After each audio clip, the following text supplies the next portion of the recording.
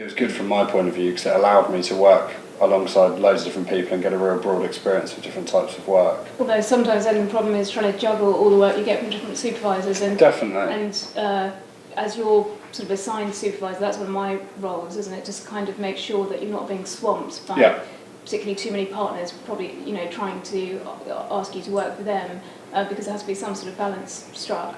Exactly, and I think the key thing is to vocalise it, and that's where sitting in the same room as your supervisor, it gives you, you know, near enough what I've got going on.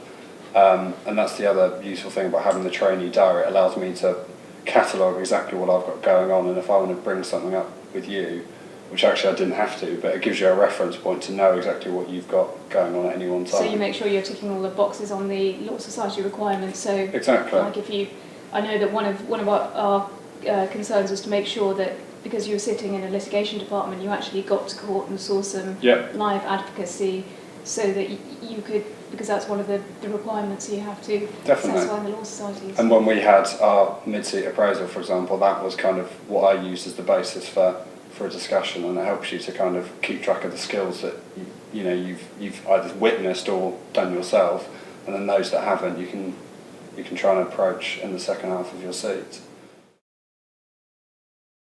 Do you think you were challenged enough in your seat, because it's quite a fine line from a supervisor's point of view to challenge a trainee and keep them motivated, but not to sort of scare them off by just saying, right, I want you to write a letter for action to this company, get on and do it.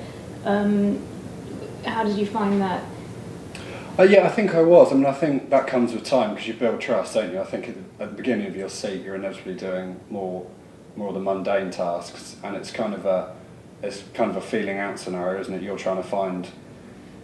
Well, you build trust with each other, don't you? You'll give me a bit of work and see how I get on with it, and see how much leeway you can give me in terms of how much support and not hand-holding, but how much I need you by my side. As a first seat trainee, you get assigned a buddy, which is somebody who's normally in the year above you, and that's meant to just be an informal relationship, and it's someone who is on a similar peer level to you. So you can just ring them up and say, look, I don't have any idea how to do that, where do I start? And there's no kind of judgments cast or anything like that. And then beyond that, you're also assigned a mentor who tends to be in a completely different department to the one you're currently in. And it's just someone you can bounce ideas off. Personally, I haven't really had a problem holding my hand up and saying, I don't understand this, to anyone at any level. Will you tend to use just the trainee that you're sat with, i.e. me in our case, or would you tend to go to the wider trainees as well? I mean, there's no property as it were in a trainee, in terms of the way that I think all the departments work here, is that a trainee is not assigned to any one particular person, even if you happen to be sitting with your supervisor. So in theory, I could give work to either you or to the other trainee in the department. But actually, just for practical reasons, as it tends to work out, you get more work from the person you're sitting with, because you learn from them, you listen to them on the telephone to the client, you can join into those conversations. A trainee's greatest fear is that you submit a letter or whatever it might be to your supervisor, and you just get it back with loads of illegible red scrawl all over it, and that doesn't work from either side, because the trainee just feels disheartened that their work in the first instance was rubbish.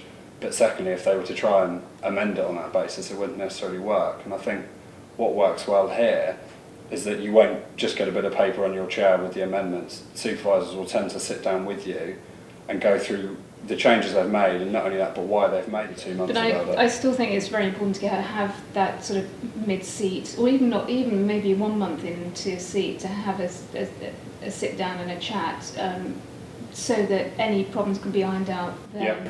The worst thing that the worst mistake a supervisor can make, I think, is not to give that feedback and to give the trainee an opportunity to sort out any problems. Definitely. There's no point waiting until the end of the 6 months before you raise issues. That hasn't cropped up. I mean, we had the way we worked closely together is we had the ad hoc informal chats about how I was getting on, but we also had a proper sit-down meeting 2 months into my seat, and identified any potential weaknesses or areas of work that I hadn't yet covered, and then so we could address that in the second half of my seats, so that when I'd finished, I felt happy that actually I'd covered everything I'd wanted to cover, and I felt that I kind of knew the line my appraisal would take because we'd had that process going continually through the seats. And it worked out well because you got a job. I got a job.